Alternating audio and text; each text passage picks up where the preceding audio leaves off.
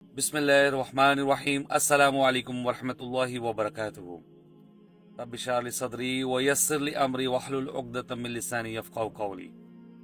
حضرت عبداللہ بن مسعود رضی اللہ عنہ سے روایت ہے، انہوں نے رسول اللہ صلی اللہ علیہ وسلم سے پوچھا کہ اسلام میں سب سے بہتر عمل کون سا ہے، سب سے افضل عمل کون سا ہے؟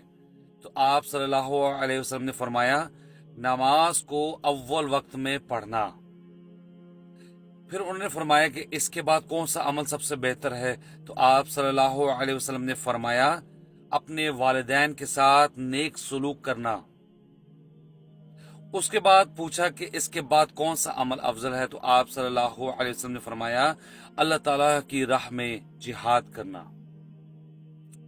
اور پھر عبداللہ بن مسعود رضی اللہ عنہ فرماتے ہیں کہ اگر میں مزید پوچھتا تو رسول اللہ صلی اللہ علیہ وسلم مجھے مزید بتاتے، لیکن میں خاموش ہو گیا۔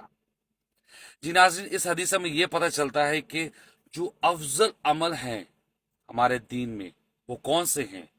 بہت سارے ہیں، لیکن اس حدیث میں 3 عمل کے بارے میں بتایا گیا ہے۔ نماز کو اول وقت میں پڑھنا، ایز سون ایز پاسبل پڑھنا، مرد حضرات باجماعت نماز پڑھنا، اور ہماری جو بہنیں ہیں جیسے اذان ہوتی ہے اس کے فوراً بعد۔ ٹھیک ہے جی۔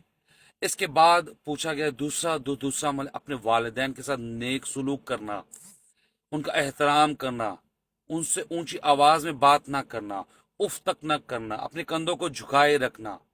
کوئی بات سے اختلاف ہے تو خاموش رہے نا، صبر کرے نا، ہر دفعہ تو نہیں ہوتا کہ جواب دینا ہے۔ اور تیسرا بہترین عمل کون سا ہے کہ اگر جہاد کی کال آئی تو گو فار اٹ۔ اللہ تعالیٰ سے دعا ہے کہ اللہ تعالیٰ ہمیں عمل کی توفیق عطا فرمائے، آمین۔ السلام علیکم ورحمۃ اللہ وبرکاتہ۔